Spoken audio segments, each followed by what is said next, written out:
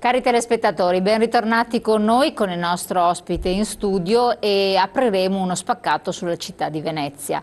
Venezia che si affaccia a un cambiamento importante, naturalmente con le elezioni, qualcosa deve necessariamente cambiare. Venezia che è una realtà con la città di Mestre, poi la città metropolitana, lo dobbiamo ricordare, ve lo spiegheremo ancora, rappresenta una realtà socio-economica strategica, oltre che naturalmente politica, e da sempre ha presentato uno spaccato anche dal punto di vista politico molto interessante, molto particolare. Ci sono tante dinamiche che vengono prese in considerazione, che sono da analizzare, ci sono delle opportunità che possono essere sfruttate, ci sono dei malanni, dei problemi che debbono essere sanati, sempre per cercare di essere competitivi sotto diversi profili in un momento di difficoltà. Però l'arma in più che ha Venezia rispetto ad altre realtà è senza dubbio quella del turismo, un turismo propulsivo che fa sì che lo stesso PIL regionale possa godere dei risultati conseguiti da Venezia in quanto città,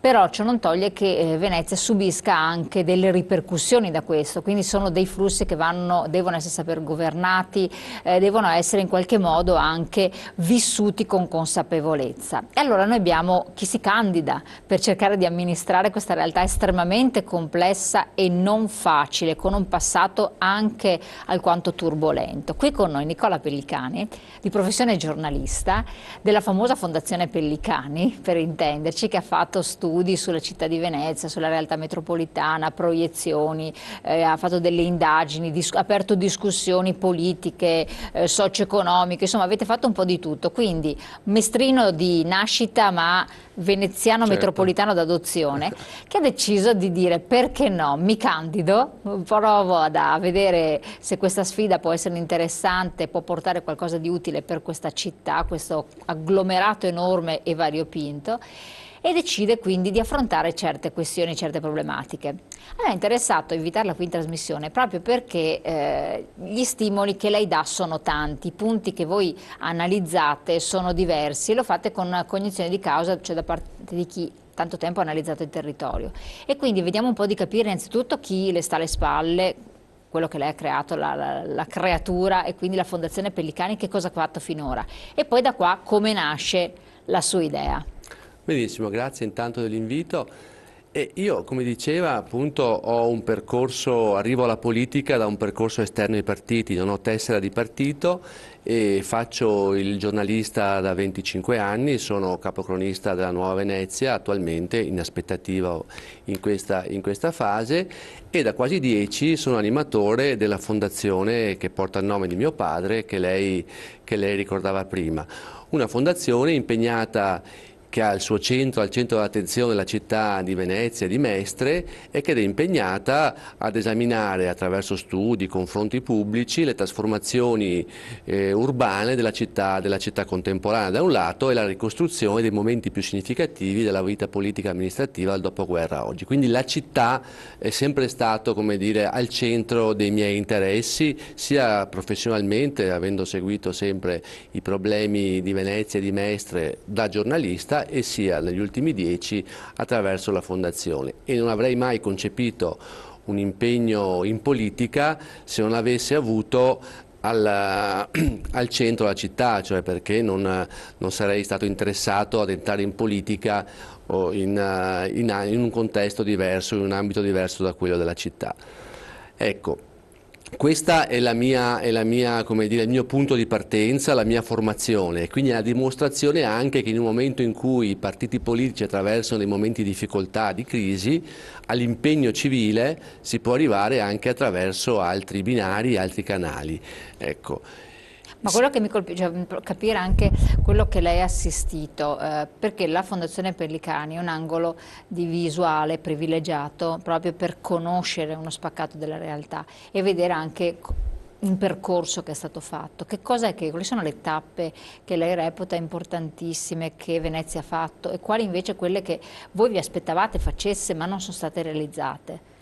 Ma guardi, io ricordo alcuni titoli di convegni, di incontri che avete organizzato, che poi passa il tempo e dici: ma pensate, a lettera morta, altri no, cioè, chiacchieravamo prima fuori onda, la famosa città metropolitana, si pensava a una Patreve estesa, a un'area quasi parte della regione poi si trova a coincidere con la provincia. Insomma, tante cose che sono passate, alcune realizzate, altre invece rimaste in cantiere. Certo, no? il nostro ambito di indagine è sempre stato quello della città grande, la città che viviamo quotidianamente, che va al di là dei confini municipali, no? E che comprende quantomeno, come è stato del resto anche certificato qualche anno fa dall'OCSE, le province di Venezia, Padova e Treviso, anche se i confini poi sono anche molto liquidi, però è la città che tutti noi all'interno della quale ci muoviamo. Ad esempio io adesso sono qui a Padova a questa trasmissione, tra un'ora sarò a Mestre perché ho un impegno lì e alla sera sono a Venezia perché ho un altro impegno di campagna elettorale, quindi la città è molto, come dire, dei confini appunto molto, molto liquidi ed è quello il contesto all'interno del quale ci dobbiamo muovere. Da ultimo il governo ha istituito, il Parlamento e il governo hanno istituito la città metropolitana di Venezia, che con i confini tagliati un po' con l'accetta, perché la città metropolitana di Venezia corrisponde ai confini della vecchia provincia. Però quindi tale quale va a sovrapporsi. Va a sovrapporsi con anche dei paradossi, perché dentro la città metropolitana c'è Bibione, ma è fuori Mogliano Veneto, che di fatto è parte di Mestre, oserei dire, no? Però io credo che comunque sia un ottimo punto di partenza, perché per la prima volta si riconoscono la necessità di governare in modo unitario alcune funzioni fondamentali per il governo di un'area urbana. Il sindaco che ci sarà di Venezia avrà l'onere anche di sarà il sindaco della città metropolitana, la città metropolitana. Ovviamente sarà eletto dai cittadini di Venezia, del comune di Venezia, però dovrà istituire la città metropolitana e io credo che, appunto, che coinciderà con i confini della vecchia provincia, ma io credo che questo per Venezia sia una grande opportunità, appunto come dicevo, per governare finalmente in modo unitario alcune funzioni fondamentali come quella del governo del territorio, come le politiche del turismo. Lei prima parlava del turismo a Venezia, ma per la prima volta si potranno avviare delle politiche unitarie in relazione al turismo della città di Venezia, al turismo del litorale e forse diventiamo la più grande città turistica d'Italia in questo senso. Poi altre funzioni, scusi e concludo, dovranno poi saranno frutto della contrattazione che avvieremo con la regione e con il governo, perché sono alcune cose fondamentali, ne cito una sola, che è quella della laguna, cioè finalmente la città metropolitana potrebbe essere il soggetto che governa e ha la titolarità di governo di tutta la laguna di Venezia. Allora, proprio per capire e spiegare bene a chi non è a conoscenza, a chi ci segue anche da altre città o anche veneziani stessi, che però non sono bene informati, città metropolitana e competenze, perché siamo stati abituati alla provincia con le sue competenze, la viabilità, le scuole, le ristrutturazioni anche delle scuole, degli istituti, il lavoro, insomma c'erano determinate competenze provinciali, altre regionali, altre del comune.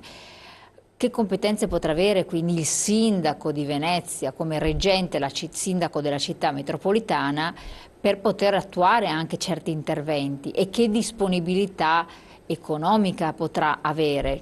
Per cui ecco, è un ripetere quello che sarà la provincia, oppure perché lei dice ridiscutere determinate funzioni con la regione. Quindi spieghiamo ai nostri cittadini che magari non lo sanno, certo, che cosa si andrà... Beh, intanto ci saranno delle opportunità anche economiche, perché adesso attraverso fondi europei e statali le città metropolitane italiane nel loro insieme potranno beneficiare, mi pare, di circa 580 milioni di euro e alla città di Venezia capiteranno almeno una quarantina di milioni da spendere per la città metropolitana, e questa è già una grande opportunità, perché c'è un grosso investimento da parte dell'Unione Europea sui grandi poli urbani, sulle città metropolitane, perché noi sappiamo che, do solo un dato per capirci, dal 2050, quindi tra molto poco, 2/3 della popolazione vivrà nelle grandi città, nei grandi poli urbani.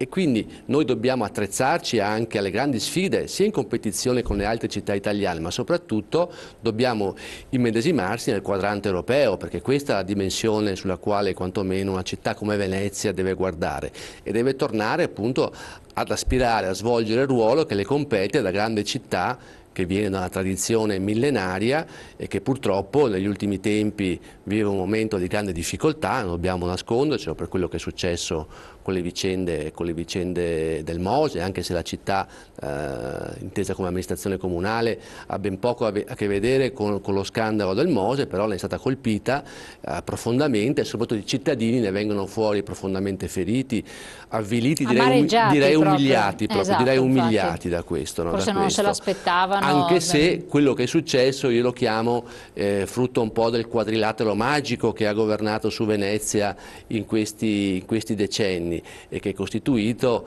dal Consorzio Venezia Nuova, dal Magistrato alle Acque, dalla Regione e da almeno 2 ministeri, penso a quello delle infrastrutture e quello dell'ambiente. Con questo non voglio dire che Venezia è stata vittima solamente di questo, perché è chiaro che in città c'è chi come me da giornalista e tanti altri hanno sempre denunciato i rischi che un certo andazzo poteva provocare, ma c'è probabilmente anche chi è stato silente, diciamo, complice, non lo so, quantomeno è stato un andazzo che ha fatto comodo a molti. E io credo che la prima cosa per far sì che Venezia non viva più quello che ha vissuto in passato è che deve tornare protagonista. Cioè deve tornare al centro la politica, la buona politica, ma soprattutto la città deve essere padrona del suo destino. E quando prima dicevo che la grande opportunità potrebbe essere quella di affidare la gestione della laguna alla città metropolitana, cosa che ancora non c'è prevista, ma cosa che noi dovremmo chiedere, significherebbe essere padroni del nostro destino, che adesso non lo siamo stati. Perché? Lo Perché spiega ad esempio, chi non è lagunare. Lei basti pensare a una cosa che forse non tutti sanno, è che banalmente il comune non è titolare, non ha potestà nei canali principali della città di Venezia. In bacino San Marco esatto, ci sono molte competenze, tra cui il comune di Venezia però è competente nel canale grande, nei canali interni e basta. Quindi ad esempio penso al tema delle grandi navi, dove noi siamo lì che assistiamo, avremo quando sarò sindaco il nostro punto di vista, ma alla fine l'ultima parola non l'avrà il sindaco, e mi sembra paradossale, come se in una grande viale di Milano il sindaco non potesse introdurre un divieto di sosta, un senso unico, no? Il Comune di Venezia non può far questo, invece dobbiamo diventare titolari di alcune competenze fondamentali poi per il destino della nostra città. Io prima citavo le vicende del Mose fatte sulla testa della città, ma questo delle grandi navi rischia di essere lo stesso. Ecco, ma Venezia, perché al di là degli scandali, che però pare impossibile in Italia, qualsiasi cosa venga fatto, poi c'è sempre uno scandalo dietro, quindi ormai con mesta rassegnazione dobbiamo prendere come dato di fatto, perché persino l'Expo di Milano, cioè, esatto, che era una vetrina nel mondo, è una cosa vergognosa, tutti le lo vicende sanno. romane, cioè, dobbiamo abbassare gli occhi, ogni volta che vai all'estero abbassi gli occhi perché lo sanno tutti, per cui una vergogna terrificante. Vabbè. Detto questo, però, il Mose non è anche un'ancora di salvezza effettivamente per Venezia, visto il rischio che ha sempre corso per l'acqua alta, per voi oppure no? Che avete condotto anche degli studi a riguardo. Sì, questo c'è da augurarselo nel momento in cui nel 2017, pare adesso, con ulteriori ritardi, schiacceremo il bottone. Anche qui bisogna vedere chi schiaccerà il bottone, perché per alzare le dighe del Mose speriamo che queste funzionino e che servino ad evitare l'allagamento della città. Però io dico, su questo sicuramente dobbiamo, come dire, augurarci che tutto funzioni, però anche su questa è una scelta di cui il Comune molto spesso non è stato protagonista, perché da quando ci sono i lavori per il Mose, dal 2003, da quando sono partiti i cantieri, la città non ha più un euro per le opere di manutenzione, che sono fondamentali anche quelle per la città. Perché? Perché tutti i fondi della legge speciale sono stati dirottati per realizzare il Mose, per cui non si scavano più i canali, ed è fondamentale. Tra qualche mese i primi canali interni non saranno più navigabili, perché se non si fa un'opera di manutenzione continuativa, scavando, appunto, levando i fanghi che ci sono sul fondo, non diventano più navigabili, non si fanno più le opere di manutenzione dei palazzi, di consolidamento delle fondamenta, che sono tutte opere essenziali per una città come Venezia, che non ci sono più le risorse per farli. Ma queste non erano in competenza dei privati? No, no, questa è la competenza che si faceva carico il Comune attraverso appunto la legge speciale che veniva regolarmente finanziata fino a un certo punto. Che adesso non ha avuto. No, e adesso tutte le risorse vengono appunto dirottate di questa legge per finanziare il MOSE. Adesso comunque non conosceremo, ed è all'ordine del giorno, ahimè, da troppo tempo, perché ci sono, che giacciono in Parlamento, fatte proprio dal PD tra l'altro, 2 proposte di legge da 5 anni mi pare, che però sono lì ferme, e devo dire che in questo insomma mi sarei aspettato un'attività un po' più spinta da parte dei nostri parlamentari, dei nostri senatori, ma invece non è stato così, ma credo che una riforma della legge speciale vada quanto mai fatta al più presto. Noi non la conosceremo più come l'abbiamo conosciuta fino adesso, perché le risorse non le riceveremo più regolarmente, però dovremo trovare delle forme alternative per finanziare la legge speciale in modo che venga riconosciuta comunque una specialità alla città. Ecco, lei parlava appunto dei canali interni, quindi di interventi da fare, eccetera, anche di manutenzione ordinaria, poi c'è il Canal Grande invece che è nella competenza, no, proprio dell'amministrazione comunale. No, il Canal Grande sì, il Canal Grande sì, no, io pensavo dove al c'è un bacino. problema di traffico acqueo di non poco conto, da voi sottolineato. Sì, il problema del traffico in Canal Grande, soprattutto nel tratto compreso tra la stazione e Rialto, è un problema anche lì che si trascina da troppi anni. Io ho avuto modo in questi primi giorni di campagna elettorale di incontrare appunto alcune delle categorie coinvolte e credo che tutti insomma sono consapevoli tanto della drammaticità del momento che sta passando la città. Perché?